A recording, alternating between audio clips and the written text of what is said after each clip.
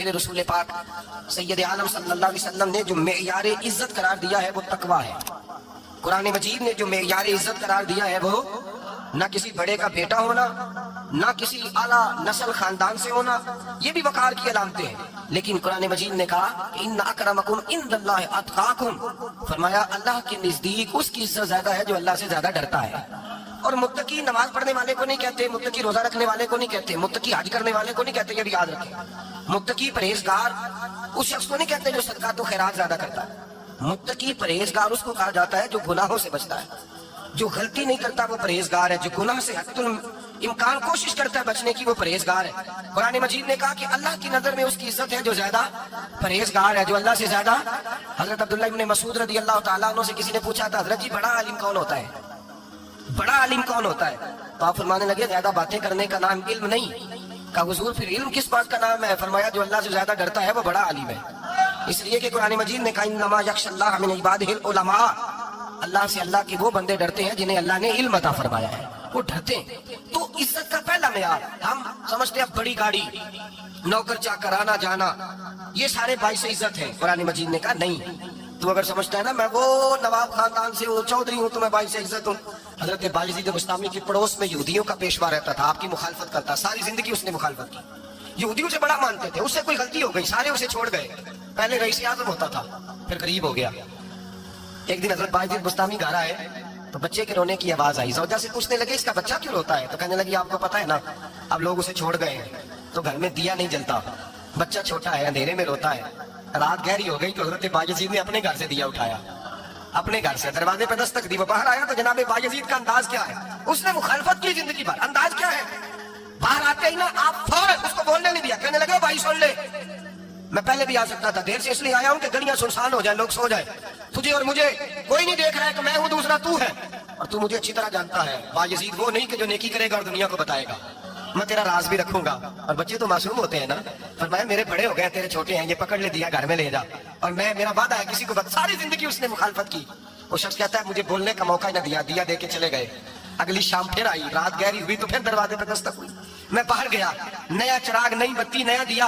کہنے لگے دیکھ کوئی نہیں دیکھ رہا، میں اس وقت آیا ہوں جب تنہائی ہو، اور تو مجھے جانتا ہے میں غلط بات بھی نہیں کرتا، یہ دیا رکھ لے، میں کسی کو بتاؤں گا بھی نہیں. کہتے چلے گئے. تیسرا دن آیا تو وہ یہودی کہتا ہے میرے صبر کا بندھن ٹوٹ گیا، میں ٹوٹ گیا. ان کی نیکی نے مجھے خرید لیا، ان کے معاف کرنے نے ان کی عزت میرے دل میری روح میں بڑھا دی. کہتے ہیں جب دروازے پہ دستک دی میں باہر آیا، انہوں نے دیا تھمایا. کہنے لگے دیکھ بھی کوئی نہیں رہا، اور تو مجھے جانتا ہے میں مصطفیٰ کا غلام ہوں، میں جھوٹ بھی نہیں بولتا، میں بتاؤں گا بھی نہیں، تیرا راز رکھوں گا. کہتے ہیں انہوں نے دیا تو اس یہودی پیشوا نے شور مچانا شروع کیا. کہنے لگا مسلمانوں باہر نکلو، یہودیوں باہر آؤ، عیسائیوں باہر آؤ. شور مچ گیا، لوگ چھتوں پہ چڑھ گئے. کیا ہوا کیا ہوا؟ کہنے لگا یہ بایزید ہے، میں یہودیوں کا پیشوا ہوں. میں نے ساری زندگی جھوٹے الزام لگائے، ساری زندگی اس کو بدنام کرنے کا ہر حربہ استعمال کیا، جو مجھ سے بن سکتا تھا میں نے کیا. پر یہ عجیب شخص ہے، یہ پرسوں بھی مجھے دیا دے گیا ہے، آج بھی دے گیا ہے، کل بھی دے گیا ہے. میں ساری زندگی اسے رلاتا رہا، اور اس نے میرا چھوٹا سا بچہ بھی رونا، میرے بچے کا رونا بھی اس سے برداشت نہیں ہوا. میں تم سب کو گواہ بنا کے کہتا ہوں میں جھوٹا ہوں، بایزید سچے ہیں، ان کا مذہب بھی سچا ہے، قرآن بھی سچا ہے، اسلام بھی سچا ہے، اور جس مصطفیٰ کا یہ کلمہ پڑھتے ہیں وہ محبوب بھی بڑا سچا ہے. یہ سچے دین کے ماننے والے ہیں. کہنے لگے میں تمہیں گواہ بنا کے مصطفیٰ کا کلمہ پڑھتا ہوں اور تمہیں بتاتا ہوں کہ آؤ سارے در رسول پہ جھک جائے. بھائی یاد رکھیں، سمجھیں، غور کریں. عزت درگزر سے، اب اس پر میں زیادہ بات نہیں کر سکتا. عزت درگزر سے ملے گی. ایک تو آپ کو عزت عاجزی سے ملے گی، تقوی سے ملے گی، عزت درگزر سے ملے گی، عزت قناعت سے ملے گی، عزت کم بولنے سے ملے گی. اور اگر زیادہ عزت لینی ہے اور عزت اتنی لینی ہے کہ چھا جاؤ دنیا میں، اگر چھا جانے کا شوق ہو نا تو پھر رب فرماتا ہے میرے مصطفیٰ کی غلامی کر لو، پھر میرے نبی کے ہو جاؤ. قل ان کنتم تحبون اللہ فاتبعونی یحببکم اللہ. فرمایا تم میرے نبی کے ہو جاؤ، دنیا بھی تمہاری اور دنیا بنانے والا خدا بھی تمہارا ہو جائے گا. تم میرے غلامی مصطفیٰ میں عزت ہے، رسول اللہ کی نوکری میں، اور قسم اللہ کی بڑی عزت ہے، بڑی عزت ہے، بڑا وقار ہے، بڑا پیار، بڑا حسن ہے، بڑی رہنمائی، بڑا ٹھہراؤ. یار وہ جو لوگ کہتے ہیں نا میں پتہ نہیں کون ہوں، کہاں کا رہنے والا ہوں، یار نہیں لوگ پوچھتے تو کون تھا، تیری برادری کیا ہے، تو کہاں کا ہے، نہیں پوچھتے.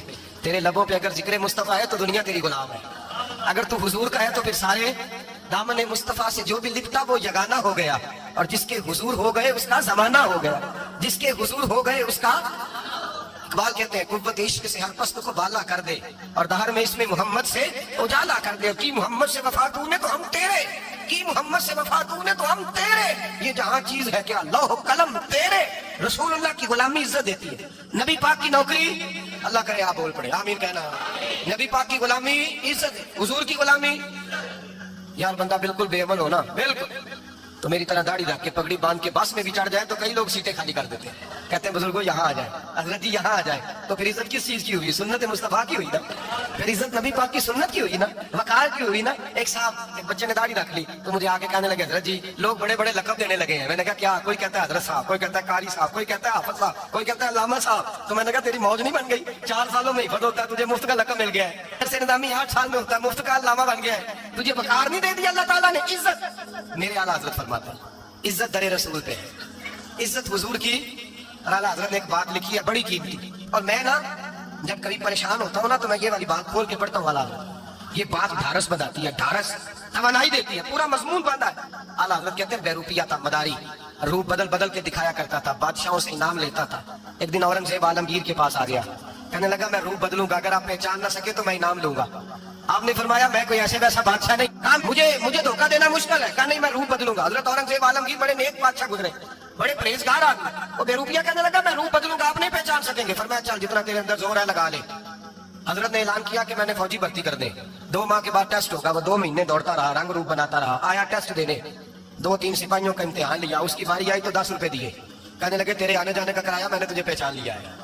कुछ दिनों के बाद जाने लगे सफर पर तो भिखारी आ गए खैरात मांगने, उसने भी सारे मुंह पर स्याही मार ली, कपड़े फाड़ लिए, सर के बाल मुंडा लिए, भवें तक कटा ली, बदरंग होके आया। कासा आगे किया तो हजरत ने 10 रुपए डाले, कहने लगे तेरे आने जाने का किराया मैंने पहचान लिया है। कुछ दिन गुजरे तो टीचर की जरूरत थी, उसने मूछें बड़ी कर ली, दाढ़ी नकली लगा ली, सर पे जिना कैप पहन ली, एक शेरवानी ले ली और हाथ में छड़ी पकड़ के आया। कहने लगा मैं उस्ताद हूँ, 2-4 बंदों का इम्तिहान लिया, उसकी बारी आई तो 5 रुपए दिए, 10 रुपए दिए, का तेरा किराया मैंने पहचान लिया है। 2 साल गुजर गए, वो जब भी आता हजरत पहचान लेते। एक दिन सफर पे जा रहे थे, बहुत बड़ा लश्कर था, जिहाद करने जा रहे थे औरंगजेब आलमगीर। तो देखा एक पहाड़ी है, पहाड़ी पे लोग जा भी रहे हैं आ भी रहे। औरंगजेब आलमगीर पूछने लगे यहाँ क्या है? कहने लगे बाबा जी बैठे हैं दुआ करते हैं, अल्लाह के नेक बंदे हैं। औरंगजेब कहने लगे यार पुराने लोग सारे अल्लाह वालों को मानते, ये भी मुसीबत आई है जितनी नहीं आई है, सारे लोग ही मानते। कहने लगे जरा मैं दुआ न करा लूं, अच्छे काम जा रहा हूँ। औरंगजेब बादशाह थे, बादशाह लोग नाजुक मिजाज होते हैं, घोड़े से उतरे, बड़ी मुश्किल से पहाड़ी पे चढ़े, ऊपर गए तो लाइन लगी है, बाबा जी गार में बैठे, कहने लगे मैंने मिलना, मैं औरंगजेब हूँ। उन्होंने कहा हमारा बाबा उस तरह का पीर नहीं कि अमीर आए तो रंग और हो, गरीब आए तो और हो, यहाँ अगर मिलना है तो लाइन में लग जाओ, सब एक जैसे। अब लाइन में खड़े हो गए, 50 आदमी आगे थे, कहते हैं 51वां नंबर था, थक गया धूप में खड़ा खड़ा। जब मैं पहुंचा गार के दाने तो मैंने बाबा जी के चेहरे पे नजर डाली तो बड़ा नूरानी चेहरा, बड़ी खूबसूरत लगो लहजा। मैंने कहा मेरे जैसा आदमी भी पगड़ी बांध दे तो अच्छा लगने लग जाता है, बड़ा खूबसूरत अंदाज। कहते हैं मैं उनके पास अत्ताहियात की हालत में बैठ गया। मैंने कहा हुजूर मैं जा रहा हूँ जिहाद करने, दुआ करना। बुजुर्गों ने हाथ उठाए, अल्लाह इसकी मदद फरमा, दीन को गलबा अता फरमा, इसे दीन का सच्चा पक्का सिपाही बना। फिर थपकी दी, 2-4 नसीहतें निकाल डाली, देखना जुल्म न करना, ज्यादती न करना, जब तू जीत खर न करना, गुरूर न करना, नसीहतें भी कर दी। कहते हैं अब जब मैं उठा तो 2-4 दिनार बतौरे नजराना मुसल्ले के नीचे रखे, और उल्टे कदम जब मैं गार से उतरा उन्होंने रुमाल झाड़ा, उठ के खड़े हो गए, कहने लगे आज नहीं तूने पहचाना, आज नहीं तूने पहचाना, मेरा इनाम बनता है, आज नहीं पहचाना, ला पैसे। औरंगजेब कहने लगा यार तूने हद कर दी, कहाँ चढ़ा कहाँ खड़ा रहा, धूप में थक गया, कमाल कर दी भाई तूने, बता तू क्या लेगा, अब तू देख जल्दी बता, कितने लोग पीछे धूप में खड़े, लश्कर सारा खड़ा है, क्या लेगा? उसने कहा सबसे कीमती हीरे वो है जो तेरे सर के ताज में लगे हुए हैं, मुझे तेरा ताज चाहिए। तो भाइयों सुनना और याद रखना, मेरे आला हजरत कहते हैं बादशाह ने सर के ऊपर से ताज उतारा, बहरूपिये के कदमों में रखा और कहने लगे ये ले, और ये तो तेरा मांगने पर मैंने दिया है ना, मैं वापस आता हूँ तो आना मैं अपनी मर्जी से भी तुझे दूंगा, तूने औरंगजेब जैसे बंदे को धोखा दिया, आना मैं उस वक्त भी दूंगा। वो देख बस बात खत्म हो गई, अब हो गई, देखकर कहते हैं जब मैं पलटा ना वापिस, बहरूपिये ने आवाज दी बादशाह ठहर जा।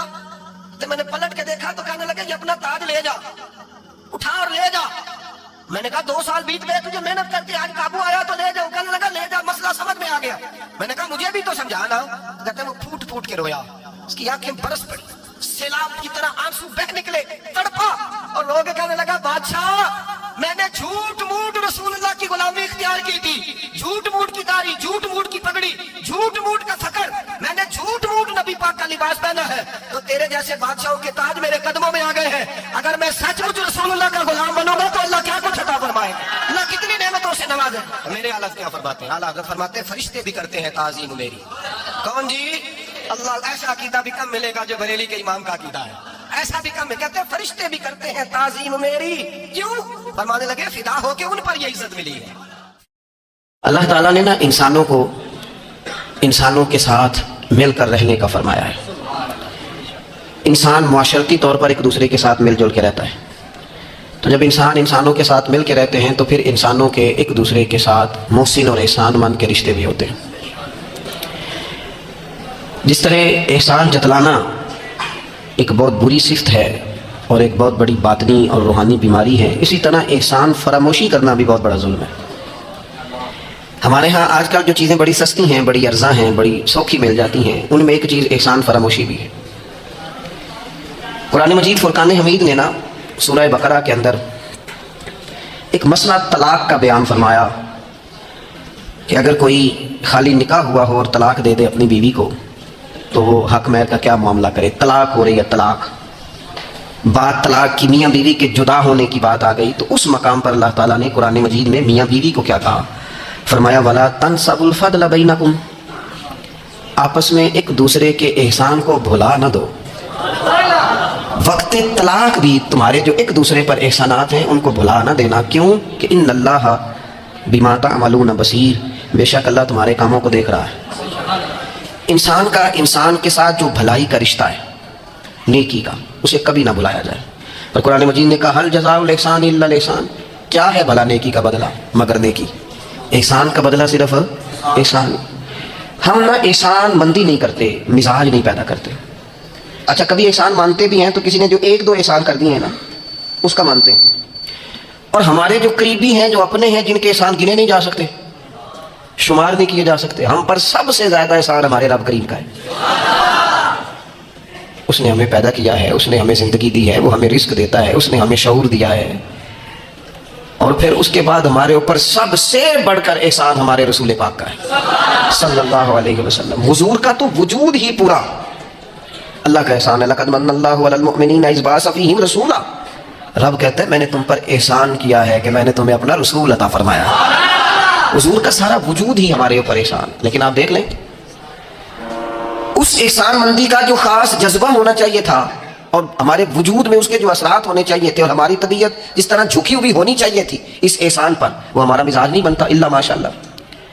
अल्लाह ताला के एहसानात हैं, नबी पाक के एहसानात हैं, फिर उलमा, मशाइख, कुरान मजीद के तराजुम, तफसीर, अहादीस की शुरूहात लिखने वाले, हमें समझाने वाले, जो हमें अल्लाह रसूल से जोड़ते हैं, जो हमें वो रास्ता दिखाते हैं, उन लोगों के एहसानात हैं, हमारे असातिज़ा के एहसानात हैं। और दुनियावी एहसानों में सबसे बढ़कर जो हमारे ऊपर एहसान है वो हमारे वालिदैन का है। और कुरान मजीद में अल्लाह करीम ने फरमाया मेरा भी शुक्र अदा करो और अपने माँ बाप का भी शुक्र अदा करो, उनका भी शुक्रिया अदा करो। मिजाजों में तशक्कुर का जज्बा नहीं। मैं एक दोस्त नाराज़ हो गए अपने घर से, तो वालिद ने उन्हें कहा ठीक है आप अलग हो जाएं, जो उनका हिस्सा था वो उनको दे दिया। 4 भाइयों में से एक को उन्होंने रवाना कर दिया। अब ज़ाहिर है कुछ परेशान हुए, घर छोड़ना था, तो एक और जगह मुंतकिल हुए। तो उनके एक दोस्त ने उनकी मदद की और उन्होंने कुछ दिन अपने साथ रखा। फिर आहिस्ता आहिस्ता मौके बन गए और जगह उनको मिल गई। तो वो मेरे साथ गुफ्तगू कर रहे थे। तो हम जो सादा लोग होते हैं, देसी देहाती, वो हम ना एक बात ही पकड़ लेते हैं सारी ज़िंदगी और तस्वीर का दूसरा रुख देखने को तैयार नहीं होते। कहने लगे जी ये मेरा मौसन है, इसने इतने दिन मुझे घर रखा, कोई 20-25 दिन इसने मुझे अपने घर रखा, फिर इसने मेरे साथ ताउन किया, फिर कारोबार चलाने में मेरी मदद की, फिर मुझे मकान लेके दिया। 1-2 साल तक किस तरह इसने मुझे सपोर्ट किया कि मैं टांगों पे खड़ा हो गया। अम्मा अब्बा ने तो मुझे निकाल दिया था। और उनके वो शिकवे भी बयान करने लगा, शिकायतें भी करने लगा। तो मैंने उसे कहा कमाल है ना, जिसने 20 दिन घर में रखा वो मौसन है, और जिस माँ ने 9 महीने पेट में रखा उसके बारे में तेरा रवैया ही बदल गया है। आप गौर करेंगे और समझेंगे इस बात को कि 9 माँ ने पेट में रखा, और क्या दुख सहे, क्या तकलीफ है। और मैंने कहा इसने 2 साल सपोर्ट की है और ये तो तेरा मौसन है। और जिस बाप ने इतनी सपोर्ट की कि तेरे 3 बच्चे भी हो गए, तो वो बस 1-2 मिनट में तो वो चुप कर गया। मैंने कहा तुम्हें ये सपोर्ट नजर नहीं आई? हम जो पीर साहब तक पहुंचे, हम जो उस्ताद साहब तक पहुंचे, हम जो दोस्तों तक पहुंचे, हम जो रिश्तेदारों तक पहुंचे, हम जो औलाद तक पहुंचे, हम जो ससुराल तक पहुंचे, हम जहां भी पहुंचे, इस पहुंचने में पहला किरदार हमारे माँ बाप का है। ये पहली दरसगाह है। मेरे वालिद साहब अपना नाम नहीं लिखना जानते थे, मेरी अम्मा अपना नाम नहीं लिख सकती थी, लेकिन मैं अपने दोस्तों से कहता हूँ कभी मुझे मौका मिले तो 2 जिल्दों में किताब लिखूंगा अपने माँ बाप। मेरी वालिदा के बारे में कोई मुझसे पूछे कि आपकी अम्मा क्या है, तो मैं कहूँगा मेरी अम्मा मेरे लिए यूनिवर्सिटी है, मेरी अम्मा मेरे लिए अथॉरिटी है। اس لیے کہ اس گود کے اندر بیٹھ کے جو سیکھا ہے وہ کہیں اور سیکھنے کو نہیں ملا. میرے والد صاحب میرے لیے اسکول آف تھاٹ ہیں, میری سوچوں پر پہلا اثر ان کا ہے. ہم نا مطلب وہ نئے نئے رنگ, نئے نئے انداز, نئی نئی چیزیں دیکھ کر پیچھے ہم ہر چیز بھولتے جاتے ہیں, اور نوے نوے نا یار بنائیے. میں نہیں جیکوں آکھنا, اس لیے کہ میرا میاں صاحب سے یہ شکوہ ہے کہ تسی کمینہ ہی آکھ چھڑیا ہے. یہ تو ثقیل لفظ ہے, صوفیاء ثقیل جملے استعمال نہیں کرتے, تو ثقیل ہے لفظ. یعنی آج کل بھی کسی کو کمینہ کہنا بڑا مشکل کام ہے نا. بندہ نالائق کہہ دے, بیوقوف کہہ دے, تھوڑا سا نا لفظ قابو میں ہے, لیکن کمینہ کہنا. لیکن میاں صاحب کہتے ہیں نوے نوے نا یار بنائیے ابھی وانگ. او بھائی تھوڑا سا نا اپنے ماں باپ کے لیے بازو بچھے ہوئے ہوں, محبت ہوئی ہو, اور یار میرے رسول پاک کریم محبوب علیہ السلام معصوم آمنہ صلی اللہ تعالی علیہ وسلم, نبی پاک علیہ السلام نے نا فرمایا جس نے لوگوں کا شکریہ ادا نہیں نہ کیا اس نے اللہ کا بھی کوئی نہیں کیا. اگر تو کسی کا احسان مند ہی نہیں, اگر تو کسی کا مشکور ہی نہیں, تو اللہ کا کیا شکر ادا کرے. حضور نے فرمایا جب کوئی تمہارے ساتھ نیکی کرے تو بہترین بدلہ دینے کی کوشش کرو. وہ بابا بلے شاہ صاحب نے نا کتے کی وفاداری کا بیان فرمایا ہے, اور بڑی سمجھنے والی بات ہے. بابا صاحب کہتے ہیں کہ کتا جو ہے نا اس کے ہم مالک ہیں, تو ہمارا بھی تو کوئی مالک ہے نا. فرماتے ہیں ایک روٹی کتے کو ڈالتے ہیں, دوسری مانگے تو کئی دفعہ لوگ جوتا بھی مار دیتے ہیں, لیکن خود مالک جو ہے کتے کا وہ پنکھے کے نیچے, اے سی کے نیچے سویا ہے, اور کتا جا کے صبح کسی درخت کے نیچے سوتا ہے, اور ساری رات مالک سویا ہوا ہے, یہ پہرے داری کر رہا ہے, اور کسی کو بھی اس کے گھر میں آنے نہیں دے رہا. کہتے ہیں تو کتے کا مالک ہے تو تیرا بھی تو کوئی مالک ہے نا. تو راتی جاگے تے شیخ صداویں, راتی تے جاگ دے کتے تیتھوں کتے مالک دا در مول نہ چھڑ دے. وہ 4 سال بیماری آ جائے تو لوگ معاذ اللہ اللہ کے شکوے کرتے ہیں, اور تو جوتے مارتا ہے تو تیرا جانور تیرے گھر سے جانے کو تیار ہے. لوگ بوری میں ڈال کے بند کر کے چھوڑ آتے ہیں, اسے پتہ ہے مالک چھوڑ گیا ہے, لیکن گھر آنے سے پہلے بلی پھر آ جاتی. راتی جاگے تو شیخ صداویں, راتی جاگ دے کتے تیتھوں کتے مالک دا در مول نہ چھڑ دے. پاویں مارو 100 جتے ایک برکی دا قدر پچھانن, پاویں مالک ہو من ستے. اے تیتھوں اتے رکھا سکھا کھا دنے جا رکھاں وچ ستے. تیتھوں اتے اٹھ بلیا چل یار منا لے, نہیں تو پھر بازی لے گئے نہیں کتے. اٹھ بلیا چل یار منا لے, نہیں تو بازی لے گئے. جنہ تنا وچ عشق نہ رچیا کتے ہونا تھی چنگے. اور دیکھو نا مالک دے کر راکھی کر دے صابر بھوکے ننگے. اپنی زندگی میں کچھ مزاج شکر والا. نبی پاک علیہ السلام نے فرمایا جو تم سے نیکی کرے اسے اچھا بدلہ دینے کی کوشش کرو. اور حضور فرمانے لگے اگر بدلہ دینے کی طاقت نہ ہو تو پھر اس کے لیے دعا کرو, اور اتنی کرو اتنی کرو اتنی کرو محسن کے لیے دعا کہ تمہیں یوں لگے کہ تم نے حق ادا کر دیا ہے. پھر اس کے لیے دعا کرو, اپنے محسنوں کا شکریہ. اور یارو میرے نبی پر کوئی احسان نہیں کر سکتا, لیکن میرے رسول پاک صلی اللہ علیہ وسلم سے جس نے تھوڑی سی بھی محبت کی نا, مدینے والے لینے گئے میرے نبی پاک کو ہجرت سے پہلے. تو حضور کے چچا حضرت عباس رضی اللہ تعالیٰ عنہ حالانکہ ابھی کلمہ نہیں پڑھتے تھے, وہ کہنے لگے مدینے سے لینے آنے والوں, نبی پاک یہاں بڑے معزز ہیں, ان کا بڑا اعزاز ہے, اگر تم محبوب کی حفاظت کر سکتے ہو تو پھر لے کے جانا. تو اہل مدینہ نے کہا کہ آپ ایک دفعہ بھیجیں تو صحیح, ہم تو اپنے اہل خانہ سے بڑھ کر حفاظت کریں گے. یہ باتیں ہو رہی ہیں. ایک انصاری تھے حضرت ابو الحیثم, اٹھ کے نا حضور کے قریب گئے, کہنے لگے یا رسول اللہ ایک بات کر لوں. حضور نے فرمایا کر لو. عرض کی حضور ہمارے جن جن سے بھی تعلقات ہیں ہم سب سے بگاڑ دیں گے. حضور ہم صرف اور صرف آپ کی غلامی کریں گے, لیکن ایک ہلکا سا ڈر ہے, اگر اجازت ہو تو عرض کر لوں. حضور نے فرمایا کرو. عرض کرنے لگے یا رسول اللہ کل کو اگر آپ کو غلبہ ملے اور اللہ کے فضل سے ملے گا تو پھر ایسا نہ ہو کہ آپ اپنی قوم کی طرف لوٹ آئیں, تو پھر ہم سے یہ فراق یہ بچھوڑا سا نہیں جائے گا. حضور پھر آپ واپس تو نہیں آئیں گے. تو حضور نے ان کی بات سنی تو حضور مسکرا پڑے, فرمایا مدینے والوں سنو, کبھی نہ بھولنا میں تم میں سے ہوں اور تم مجھ میں سے ہو. چھوڑ کے کیوں. ہمارے ایک بزرگ سے کسی نے کہا تھا او تم لوگ مدینے زیادہ رہتے ہو, حالانکہ نبی پاک نے تو مکے میں زیادہ وقت گزارا ہے. 63 سالہ عمر مبارک میں سے 53 سال مکے میں گزارے, مدینہ طیبہ میں تو صرف 10 سال گزارے, اور تم ہر وقت مدینہ کرتے ہو. وہ کہنے لگے جا کے اپنا کیلکولیٹر ٹھیک کر, تیرا یہ فلسفہ بھی ٹھیک نہیں.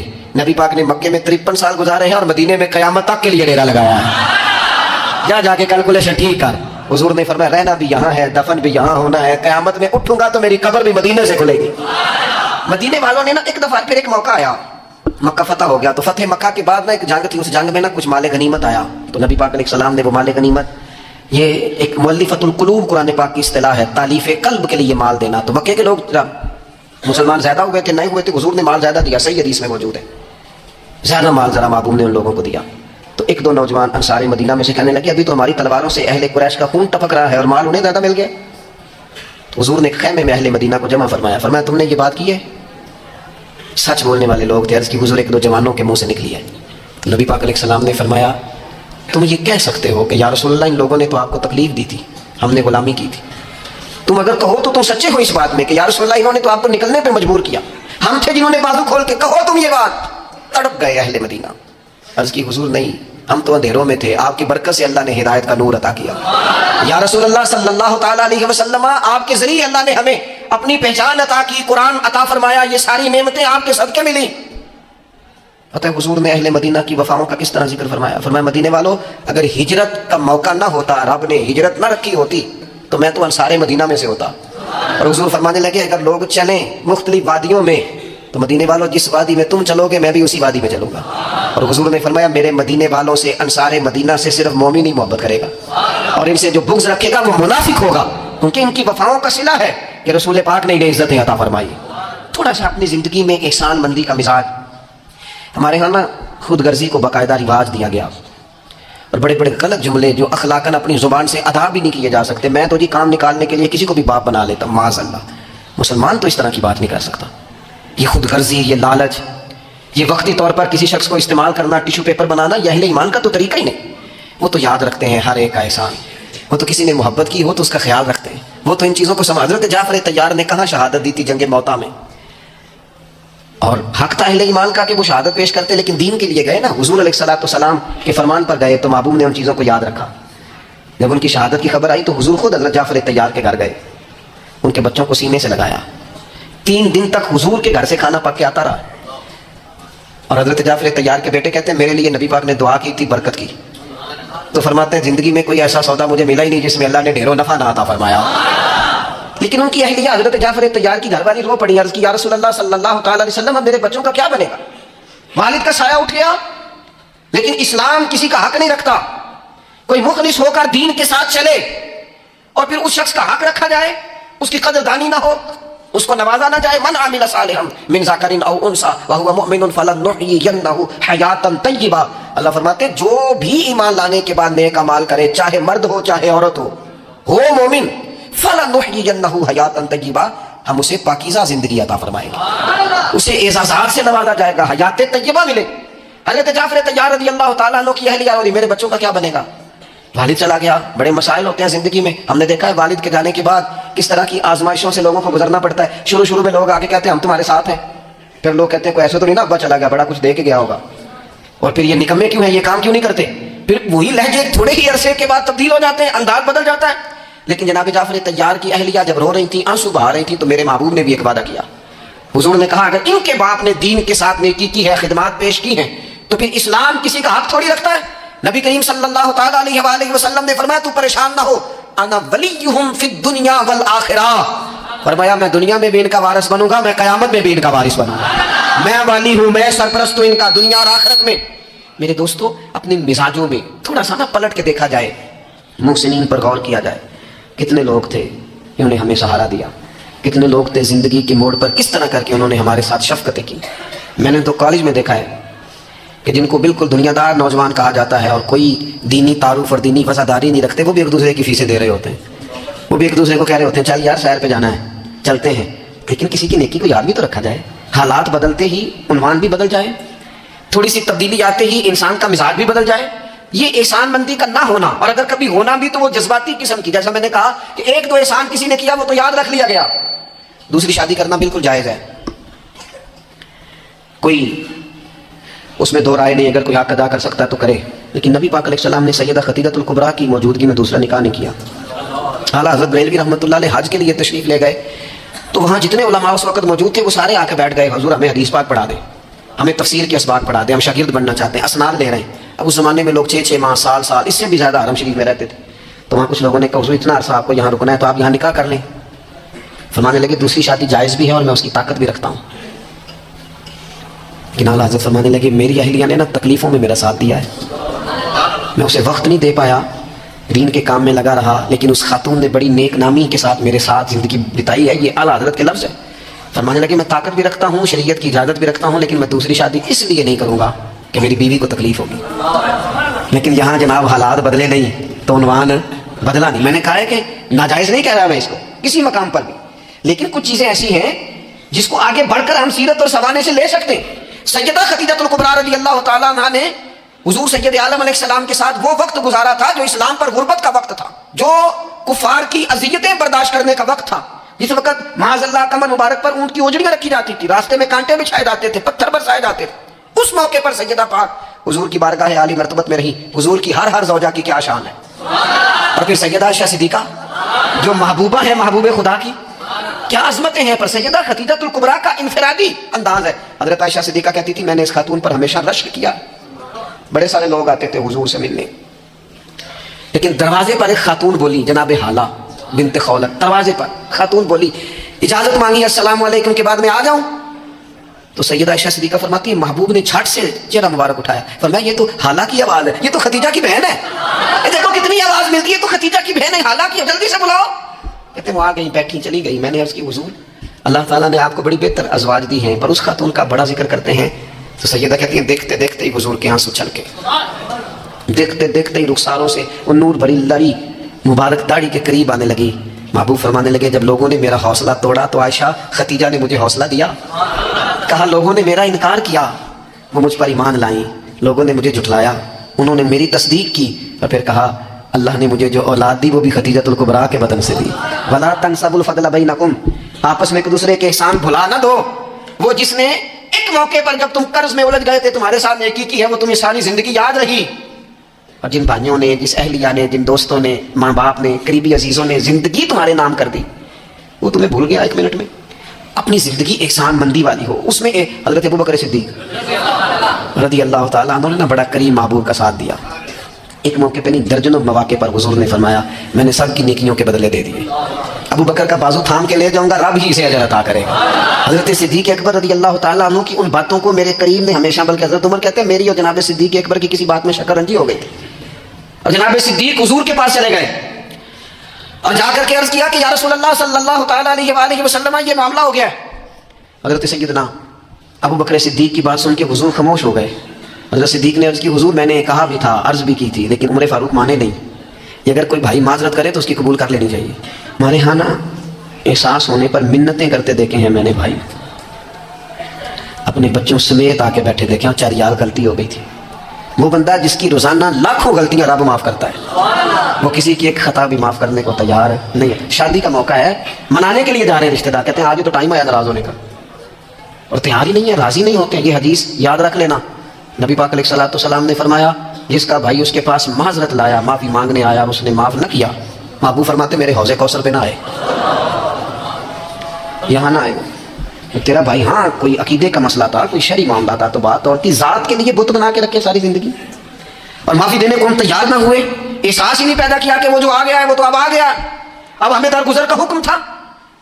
حضرت ابوبکر صدیق رضی اللہ تعالیٰ عنہ نے معذرت چاہی، لیکن جناب عمر کے مزاج میں جلال تھا، وہ ناراض ہیں.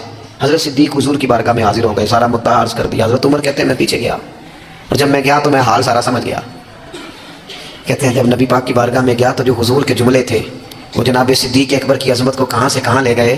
محبوب فرمانے لگے عمر کیا تم میری خاطر ابو بکر کو چھوڑ نہیں سکتے تھے؟ فرمایا جب سب مجھے جھٹلا رہے تھے یہ میری تصدیق کر رہا تھا، جب سب کی تلواریں نیام سے باہر نکلی ہوئی تھی اور ابو بکر سینہ کھول کے میری حفاظت کر رہا تھا، تم میری وجہ سے اسے چھوڑ نہیں سکتے تھے. احسان کسی کا تو یاد رکھا جائے. اور جو لوگ احسان مند تھے، حضرت شیخ سعدی رحمۃ اللہ تعالیٰ علیہ فرماتے میں نے دیکھا ایک شخص کے پیچھے پیچھے ہرن چل رہا تھا. وہ ذرا میرے قریب آیا تو میں نے اسے آ کے کہا کہ یہ ہرن تو بندہ دیکھ کے بھاگ جاتا ہے، تیرے پیچھے کیسے چل رہا ہے؟ تو سعدی فرماتے ہیں وہ شخص کہنے لگا اس کا بچہ مر رہا تھا، میں نے بچایا ہے، میں نے اس کے بچے کو پانی پلایا ہے، گھاس کھلائی ہے، تو جب سے یہ دم ہلاتا ہلاتا میرے پیچھے ہے. حضرت سعدی فرماتے ہیں اس کے گلے میں رسی کوئی نہیں تھی، اور اگر اس کے گلے میں کوئی رسی تھی تو احسان کی رسی تھی جس سے وہ بندھا ہوا پیچھے پیچھے چلا آ رہا تھا. کوئی تو ایسی رسی، یہاں تو بھائی اتنا عجیب معاملہ ہو گیا ہے. وہاں ایک بہت بڑے بزرگ عالم ہیں تو ایک دن فرما رہے تھے یار حد ہو گئی ہے، جن کو پڑھایا تھا لکھایا تھا وہ مقابلے میں آ کے بیٹھ گئے، ہم نے شاگرد بنائے تھے کہ دشمن تیار کیے تھے. وہ عربی کا ایک محاورہ ہے نا جس سے نیکی کرو پھر اس کے شر سے بھی بچو. بعض تو سے حضرت علی کا قول بھی کہتے ہیں اپنی زندگی میں یہ مزاج کبھی نہ بنائیں، کبھی نہ بنائیں، کبھی کوئی ایسی طبیعت کے اندر بات نہ لائیں. لوگ مختلف لوگوں کے بارے میں نام لے کے ٹھٹھا کرتے ہیں معاذ اللہ، اور بڑی بڑی باتیں سناتے ہیں. ایک خان صاحب سے میری ملاقات ہوئی کچھ عرصہ پہلے، تو ایک انتہائی غریب آدمی کے گھر میں میں نے انہیں ڈیوٹی کرتے دیکھا. تو میں نے کہا یہاں ڈیوٹی کرتے، کہنے لگے یہ ہمارے صاحب بڑے امیر ہوتے تھے، غریب ہو گئے، سب چھوڑ گئے، حالات کا تغیر بدلا. تو میں نے کہا آپ کو آپ کیوں نہیں چھوڑ کے گئے؟ کہنے لگے کیا کروں، مجبوری ہے، نمک کھا رہا ہوں، ان کے گھر کا نمک کھایا ہے، اب حالات کے تغیر اصلہ نال جنے کی کریے، وہ نسلہ تاک نہیں بھول دے۔ تو میرے دوست کہنے لگے میں نے اسے 20 دفعہ کہا ہے کہ تو چلا جا، سب چلے گئے اور میرے پاس گنجائش بھی نہیں، لیکن یہ کہتا ہے یہی روٹی کھائی ہے، جب راج کے ملتی تھی تب بھی کھاتے تھے، اب ایک ملتی آدھی آدھی کھائیں گے، رہنا یہیں پہ ہے۔ احسان مندی کا مزاج، اور بالخصوص اپنے قریبیوں کے بارے میں، اپنے اہل خاندان میں سے قریبیوں کے بارے میں احسان مندی کا مزاج بنائیں۔ اپنی طبیعت سے ناشکری، اپنی طبیعت سے رشتوں کو توڑنا، اپنے مزاج سے اپنے قریبیوں کے احسانات کو بھول جانا، اس سے باہر آئیں۔ اپنے اساتذہ کے لیے جذبات پیدا کریں۔ اعلیٰ حضرت رحمۃ اللہ علیہ فرماتے ہیں استاد بدرجے باپ کے ہے، اور اس استاد سے کون مراد ہے؟ شیخ مرشد بھی اسی میں داخل ہے، جس سے ہم تربیت لیتے ہیں، جس کی وجہ سے اللہ ہمیں کوئی خیر نصیب کرتا ہے، جس کی بات سے کچھ سیکھتے ہیں، وہ بھی اس میں داخل ہے۔ فرماتے ہیں ان کا حق ہے، اور جو حق والے تھے انہوں نے حق اس طرح سمجھا کہ حضرت مولا علی شیر خدا فرماتے ہیں میرا استاد اگر چاہے تو مدینے کے چوک میں کھڑا کر کے مجھے بیچ دے، میں بک جاؤں گا، لیکن اس کے حق سے میں پیچھے نہیں ہٹوں گا۔ 17 رمضان مبارک کو جنگ بدر ہوئی، نبی پاک علیہ السلام نے فرمایا رب کریم نے بدریوں سے وعدہ کر لیا ہے، جو بدر میں شریک ہوئے اللہ نے وعدہ کر لیا ہے رب سب کو جنت عطا فرمائے گا۔ اہل بدر میں سے کوئی شخص آتا نا تو صحابہ اٹھ کے اس کا استقبال کرتے۔ بدر کے لوگوں نے جب کہا نا شہدائے بدر اور شہدائے احد کو فلاں فوت ہو گیا، فلاں مر گیا، تو اللہ نے کہا وَلَا تَقُولُوا لِمَن يُقْتَلُ فِي سَبِيلِ اللَّهِ أَمْوَاتٌ، خبردار تم نے مردہ کہنا بھی نہیں، جائے میرے رستے میں اگر اسے مردہ کہا جائے بل احیاء، بلکہ وہ زندہ ہیں، وہ زندہ ہیں۔ تم شعور نہیں رکھتے ان کی زندگی کا تو تم نے مردہ کہہ دیا، وہ تو زندہ ہے۔ میرے دوست جتنے بھی لوگ اسلام میں، حضرت عمر فاروق کہتے ہیں میں حضرت صدیق اکبر کے پاس بیٹھا تھا تو ایک خاتون آ گئی دربار خلافت میں کسی کام سے، تو حضرت سیدنا ابو بکر صدیق نے اپنے کندھوں سے چادر اتاری، اس چادر کو زمین پہ بچھایا، اس بیٹی کو، اس خاتون کو اپنی چادر پہ بٹھایا۔ تو حضرت سیدنا عمر کہتے ہیں میں نے کہا اللہ نے آپ کو اتنی شانوں سے نوازا ہے، انبیاء کے بعد آپ سب سے افضل ہیں، اور آپ اپنی چادر کس کے لیے بچھا رہے ہیں؟ کون ہے آخر یہ خاتون؟ تو حضرت ابو بکر صدیق فرمانے لگے حضرت سعد بن ربیع رضی اللہ تعالیٰ عنہ نے میدان احد میں حضور کے قدموں میں جان قربان کی تھی۔ میں نے کہا ہاں، کہنے لگے یہ اسی سعد بن ربیع کی بیٹی ہے، یہ آج آئی ہے۔ اور ہمارے ملک میں کیا ہوا؟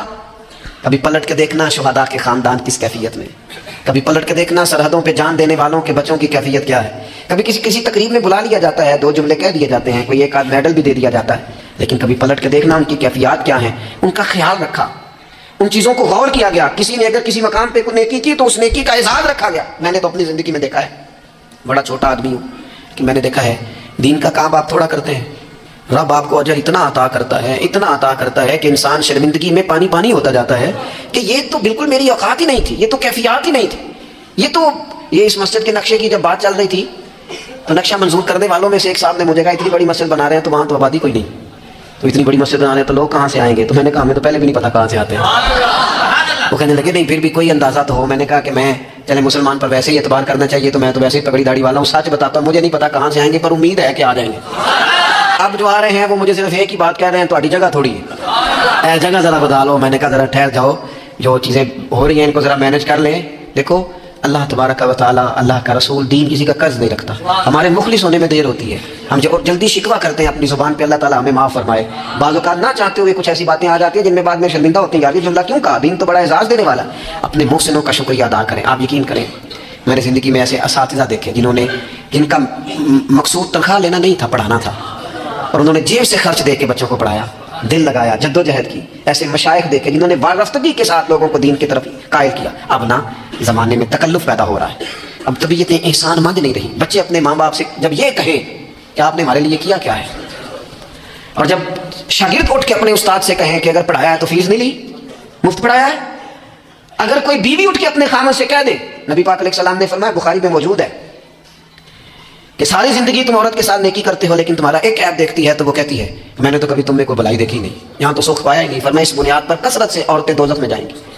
اور اگر وہ خاتون جس نے سارے دکھ سکھ دھوپ چھاؤ خامد کے ساتھ گزاری، اگر خامد اسی کو اٹھ کے تانا زنی کرے اور اس کے 2-1 کاموں کو بنیاد بنا کر کے یہ چیز نہیں ملی، یہ کپڑا وقت پہ استری ہوا نہیں ملا، اس کی زندگی کی ساری نیکیوں کو توڑ کے رکھ دے، یہاں تک کہ اس کے ماں باپ کے بارے میں بھی کمزور جملے کہے، تو اللہ کا قرآن کہتا ہے وَلَا تَنْسَبُوا الْفَضْلَ بَيْنَكُمْ، آپس میں ایک دوسرے کا احسان بھول نہ جایا کرو، تھوڑا سا احسان مند رہیں، تھوڑا سا چیزوں کو سمجھیں، تھوڑا غور کریں۔ اگر یہ مزاج میں بات پیدا ہو جائے تو زمانے میں قرار آئے گا، ہم ایک دوسرے کی قدر کا احساس ہوگا، مل کے رہنا ہم پسند کریں گے، ہمارے اندر وہ چیزیں آئیں گی۔ یہ ادارے بنتے ہیں، یہ چلتے ہیں، لوگ آتے ہیں، میرا ہی نام ہے، مجھے ہی لوگ جانتے ہیں، میرا ہی تعارف ہوتا ہے، لیکن میں تو ابھی آیا ہوں۔ تو جس نے یہاں میرے آنے سے پہلے صفحے بچھائی ہیں وہ بھی تو بڑا قیمتی آدمی ہے نا، جس نے جھاڑو دیا اس کی بھی تو بڑی بات ہے نا۔ جو میں چلا جاؤں گا اپنے معاملات میں جہاں مجھے مزید سفر کرنے نکل جاؤں گا تو یہاں ڈیوٹی کریں گے، یہاں سے چیزیں اٹھائیں گے، ان کی بھی تو بڑی بات ہے نا، لیکن ہم احسان ماننے کو تیار ہیں۔ یعنی سو رہے ہیں سیٹ صاحب گاڑی میں، پیر صاحب علامہ صاحب سو رہے ہیں، ڈرائیور گاڑی چلا رہا ہے، تو سویا ہوا پتہ نہیں کتنی دیر ہوگی، ایک ذرا جگہ کسی جگہ بریک لگ گئی ہے تو آنکھ کھولتے کہتا ہے دھیان نہ چلا، او بھائی تو سویا ہوا تھا۔ اس کی نیکی سمجھ جس نے ساری رات تجھے سفر کرایا ہے، اور یہاں تو تلخ ہو گیا صرف ایک بات پر، احسان مندی کا مزاج نہیں۔ مطعم بن عدی ایک سردار تھا قریش کا، یہ بات نا، یہ ایک میں پڑھتے پڑھتے میں بدر کو پڑھ رہا تھا دراصل، یہ ایک بات میں نے پڑھی تو یہ سارا عنوان ہی میں نے بدل دیا، میں نے کہا بات ہی اس پہ کر دوں۔ ایک شخص کا ذکر آیا بدر میں، مطعم بن عدی کا، کافر ہے، مسلمان نہیں ہوا، بدر میں اس کا ذکر آیا۔ ذرا دیکھیے ذکر کیسے آیا۔ نبی اکرم صلی اللہ تعالیٰ علیہ وسلم جب طائف سے واپس آئے نا، تو جب کوئی شہر سے جاتا تھا واپس آتا تھا تو کسی کی پناہ میں آتا تھا تاکہ پھر اسے تکلیف نہ دے، اس دور کا رواج تھا۔ تو نبی پاک علیہ السلام جب واپس آئے تو کئی لوگوں سے بات کی گئی لیکن کوئی بھی آگے نہ بڑھا حضور کی حفاظت کے لیے، تو مطعم بن عدی اپنے 6 یا 7 بیٹوں کو لے کر اسلحے سمیت پوری شان و شوکت کے ساتھ نبی پاک کو لے کے آیا، اور پھر حضور نے بیت اللہ شریف میں نماز پڑھی۔ وقت گزر گیا، ایک دور کی بات تھی، ایک بات تھی، وہ دور گزر گیا، اس کے بعد بڑے دور آئے، اللہ نے معراج عطا کی، حضور یہاں گئے مدینہ طیبہ میں، یہاں سینکڑوں لوگ مسلمان ہوئے، بدر میں اللہ نے فتح دی۔ جب بدر کے قیدیوں کی بات چل رہی تھی نا، یہ جو لوگ قیدی ہو کے آئے ہیں انہیں کس طرح چھوڑنا ہے، تو بڑے بڑے سردار مکے کے تیار تھے سفارش کے لیے آنے کے لیے، جن قیدیوں کو چھوڑ دیا جائے، یہاں بھی مشورہ ہو رہا تھا کیا کرنا ہے، قتل کر دیا جائے ان کفار کو، یہ بھی مشورہ تھا، فدیہ لے کے چھوڑ دیا جائے، یہ بھی مشورہ تھا، بہت ساری چیزیں ابھی طے ہونی تھی۔ تو ان ساری باتوں کے بیچ اچانک کیفیت بدلی، صحابہ کہتے ہیں باتیں ہوتے ہوتے ایک نیا رخ بات نے اختیار کیا۔ محبوب کریم اچانک فرمانے لگے آج اگر مطعم بن عدی زندہ ہوتا، جو کہ فوت ہو گیا تھا، کہا آج اگر مطعم بن عدی زندہ ہوتا اور وہ مجھ سے آ کے کہتا ان قیدیوں کو چھوڑ دے، تو حضور فرماتے ہیں میں دیر نہ کرتا فوراً ہی چھوڑ دیتا، کیونکہ مجھے اس کی وہ نیکی یاد ہے، اس نے وہ جو اس وقت میرے ساتھ رویہ رکھا مجھے بھولا نہیں۔ صرف ایک بات آپ کی خدمت میں عرض کرنا چاہتا ہوں کہ اپنی زندگی میں نا وہ انسان بڑا چھوٹا ہوتا ہے جب ماں اسے وقت دیتی ہے، بڑا چھوٹا ہوتا ہے جب باپ اسے وقت دیتا ہے۔ بڑے اساتذہ کے پاس بڑی کتابیں جب بندہ پڑھتا ہے وہ بھی بڑا وقت ہوتا ہے، لیکن جب اسے یہ اچھی طرح پہچان کرانی ہوتی ہے نا کہ یہ الف ہے، یہ با ہے، اور نہیں یہ تا ہے، آنکھیں کھول کے دیکھ، 2 نقطوں والا تا ہوتا ہے، یہ سا ہے، وہ بھی بڑے مشقت والے لوگ ہوتے ہیں، وہ بھی بڑی محنت کرتے ہیں، لیکن کیا کریں بھول جاتے ہیں لوگ، نہیں یاد رہتا۔ وہ جس کی بات سن کے اللہ نے دین کی توفیق دی، اس کی بات سن کے اس طرف مائل ہوئے، پھر ریسرچ کی اور پھر اسی کو ان پڑھ کرنا شروع کر دیا، پھر کہا کہ وہ توجہ تو اس لیے دلائی تھی پر یہ بندہ ٹھیک نہیں۔ یہ ہمارے ہاں عجیب ناشکری کا اور احسان فراموشی کا مزاج آیا ہے۔ ہمیں ہمارا دین کہتا ہے آپس میں ایک دوسرے کے احسانوں کو بھلانا نہ، اور نیکی کا بدلہ ہمیشہ نیکی رکھنا۔ حضور نے فرمایا شکریہ ادا نہ کر سکو تو محسن کے لیے دعا ضرور کرنا۔ اپنی زندگی، یہ جو لوگ احسان مند ہوتے ہیں نا، یہ بڑے نفیس لوگ ہوتے ہیں، یہ حدود کے اندر ہوتے ہیں، یہ بڑے بادب ہوتے ہیں، ان کی زندگی سلجھی ہوئی ہوتی ہے، ڈھلی ہوئی ہوتی ہے، یعنی یہ وہ لوگ ہوتے ہیں جن کا کوئی ہوتا ہے، یعنی ان کی کوئی سند ہوتی ہے، ان کے کوئی پیچھے ہوتا ہے، ان کی کوئی بیک ہوتی ہے، انہیں کوئی کہنے والا ہوتا ہے، ان کا کوئی استاد مرشد ہوتا ہے، انہوں نے کسی سے سیکھا ہوتا ہے، ان کی کوئی پشت ہوتی ہے، یعنی یہ وہ ہوتے ہیں جن کا کوئی ہوتا ہے۔ اور جو کہے کہ میں تو ساری محنت آپ ہی کی تھی، ابھی بھی کچھ نہیں دیتا، پائی بھی چھٹ گئے سن، فلانا بھی تو بھائی وہ بھائی تو ڈھلا ہوا ہی نہیں ہے، ایسا آزاد بندہ، اس طرح کی کیفیات، یہ انداز درست نہیں ہے۔ اپنی زندگی کو احسان مند بنائیں۔ ہم بڑے لوگوں کے احسان مند ہیں، آپ یقین کریں کبھی سوچتے ہیں تو ڈھیر سارے لوگ ایسے ہیں جن کے بارے میں سوچتے ہیں یار تیرا شکریہ کیسے ادا کریں گے، کہاں سے وہ لفظ لائیں گے جن سے تیرے بڑے سارے زندگی میں لوگ ہوتے ہیں۔ بس اپنا مزاج احسان مندی والا بنائیں، نہ جزا دے سکیں اور نہ کوئی بدلہ دے سکیں تو دعا کے تو الفاظ ادا کیے جا سکتے ہیں۔ ایک ضروری بات آخر میں آپ سے یہ عرض کرنی ہے، یہ جو رمضان المبارک کا آخری عشرہ ہوتا ہے نا، یہ بڑا قیمتی ہے۔ میں پہلے بھی دوستوں سے عرض کرتا رہتا ہوں کہ ہم نا یہ آخری 10 دن اکثر بازاروں میں گھوم کے گزار دیتے ہیں، پہلے بھی ساری خریداری کی جا سکتی ہے۔ بخاری مسلم میں حدیث ہے، سیدہ عائشہ صدیقہ رضی اللہ تعالیٰ عنہ فرماتی ہیں آخری 10 دن جو رمضان کے ہوتے تھے حضور خود بھی بیدار ہوتے تھے، ہمیں بھی بیدار کرتے تھے۔ یہ راتیں بیدار رہنے کی ہیں، شب قدر کی تلاش کی ہیں۔ نبی پاک نے اعتکاف فرمایا ہے، کوشش کریں، جو تو اعتکاف بیٹھ رہے ہیں وہ تو بڑے باعث مبارکباد ہیں، جو نہیں بھی نہ بیٹھ رہے وہ بھی اپنے اپنے علاقے کی مساجد میں کوشش کریں، 1 رات مل جائے، 2 مل جائیں، 4 مل جائیں، جتنا اضافی ٹائم ملے آخری 10 دنوں میں وہ مسجد میں گزاریں۔ زیادہ سے زیادہ وقت قرآن پاک پڑھیں، استغفار پڑھیں، درود پاک پڑھیں، یہ 3 ہی وظیفے ان کے ساتھ، اور رات کا وقت کوشش کریں قیام میں گزرے، نوافل میں گزرے، جہاں جہاں بھی آپ اس کو ہم نے ضائع نہیں کرنا۔ یاد آتی ہے تو آنسو بھی نکلتے ہیں، دعا بھی نکلتی ہے۔ تھے کچھ لوگ پچھلے سال جو اس سال موجود نہیں ہے، وقت تیزی سے گزر رہا ہے، تو یہ سعادتیں بڑی قیمتی ہیں، ان کو ضرور حاصل فرمائیں۔